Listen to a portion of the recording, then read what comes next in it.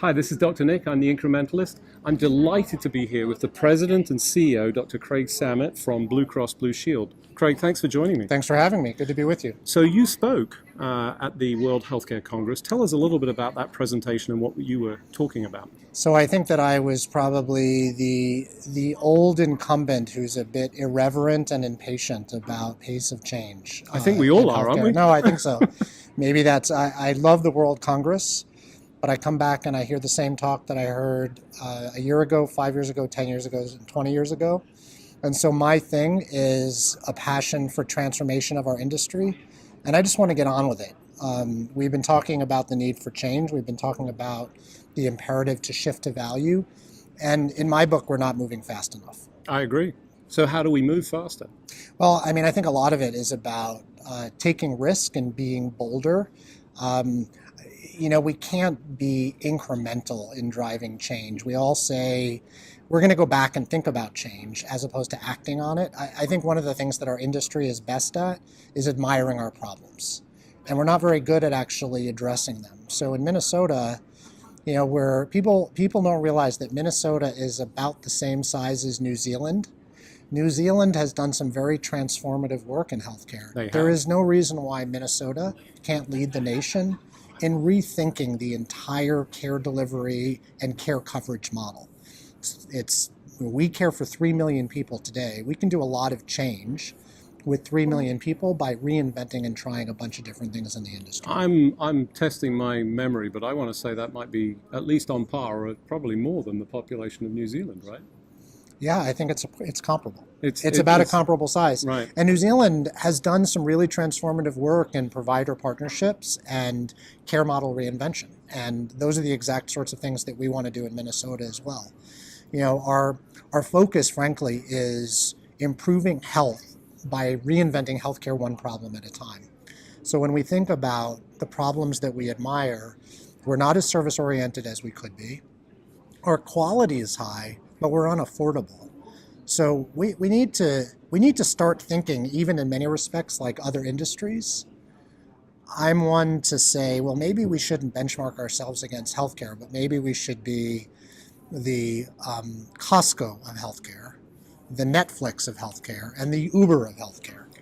And I think you bring up an interesting point. One of the things that we're seeing with the silver tsunami, and that's the areas of hope that I have, right, is that they're entering the the medical system, starting to access care. They don't check all of their personal experiences at home with Netflix, FedEx, and all of those things and go, oh, right, yeah, sure, I'll fill in a paper form and do all of these things. They expect the same level of services and experiences, but we're not giving it. I think that's exactly right. I think that if we copied, I shared in my session earlier today that I don't necessarily think that innovation is a problem in healthcare. I think imitation is a problem. And to some degree, we need to imitate from each other because there are some examples of excellence in healthcare. But I also think more importantly, we have to imitate what other industries have done that are relevant to healthcare. And if we plugged all that into our industry, I think healthcare would change. So we need to look at our payment model. We need to look at our service model. We need to look at the use of technology and data. And frankly, we may have to reinvent something like care delivery from scratch. Maybe we need a new primary care model that does things a little bit differently than what we're used to. And you have an opportunity to essentially reinvent that whole system within the state. We do. The beauty that we have of being about a 3 million member plan is we're not so big that we're old and stale and bureaucratic, and we're not so small that we don't have scale. So Minnesota is of a perfect size to really experiment. So one thing I got to try and push you a little bit on is this whole incremental, because my personal view is that we can reach that big leap, but we do so through small changes, but do so rapidly. So do you see a pathway that has incremental changes to that leap across the chasm? Yeah, the one that I would pick is sort of the evolution of value-based payment.